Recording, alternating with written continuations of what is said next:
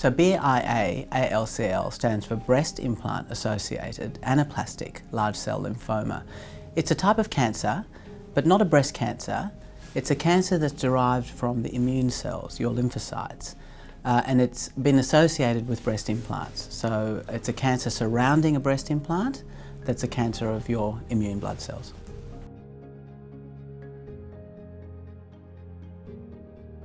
When we talk about implants, we talk about the texture or the outer surface of the implant. The higher the texture, the more stable the implant is, but it comes with an increased risk of this rare condition. So to date, we don't have a case that's arisen from a smooth implant at all, so that's good. And then the risk goes a little bit higher to an implant that's a grade 2 implant. These grade 2 implants are rough, but not very rough, and that carries a risk of around about 1 case in every 30,000 implants that go in.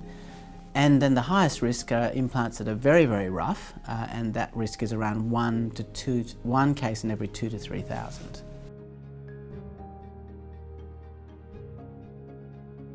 Well, the most common way of presenting, often a patient would notice some swelling in one or both of their breasts. It could be any time, a year to up to many years after their surgery.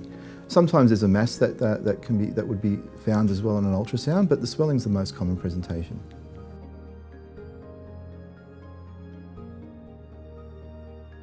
First point of call would be to see the surgeon that put the implants in. Now, if the surgeon's not contactable or retired, then go see your GP about seeing another surgeon and possibly getting an ultrasound.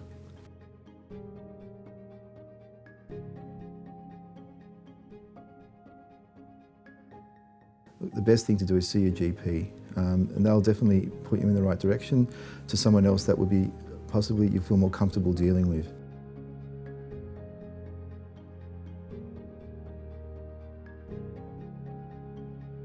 Often at the time of surgery, patients are given a card or some documentation, so have a look through your paperwork at home. It may be that the card is still somewhere where you can find it, and that should have the implant details attached.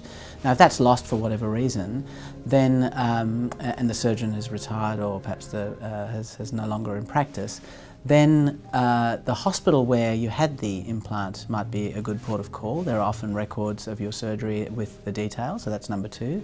And then the third thing is that we do have some registries. So there is the Australian Breast Device Registry, the ABDR, or prior to that the Breast Implant Registry, the BIR.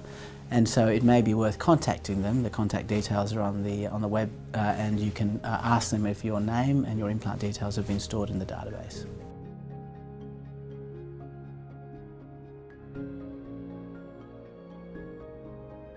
In this instance, I still think the first place to go would be a general practitioner for an assessment to see whether or not the symptoms are correlating with ALCL. And then usually if there is a question of whether there is this tumour, then an ultrasound is what is required.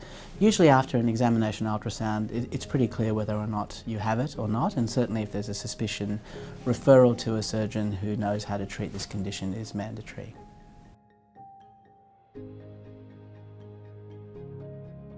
So in most cases, once the diagnosis is made, the treatment is just with surgery alone. So the surgery involves removal of the implant, but also the capsule, which is the tissue around the implant. And once that's gone, in the majority of cases, around 87% of women, that's all you need. You're cured. In less common circumstances, if the cancer is spread, then you may need other treatments such as radiation or chemotherapy.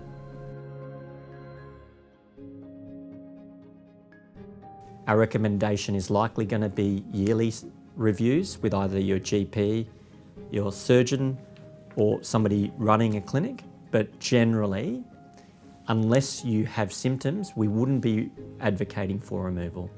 The reason for that is because of the risks associated with surgery.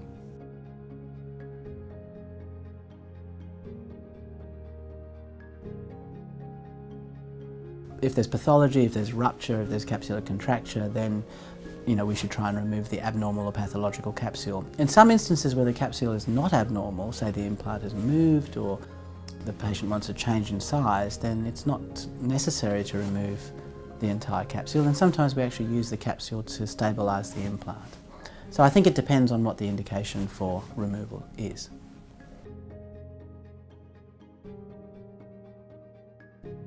To be 100% sure, there is what people are asking for are photos of the actual implant and also a photo of demonstrating what's actually happened during the operation with varying angles, so you know you've got that upper part of the capsule and the posterior or lower part of the capsule as well.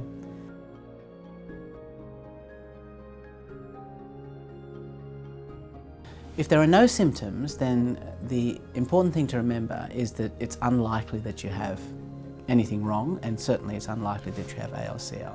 So I'm not recommending that people with no symptoms at all have implants removed.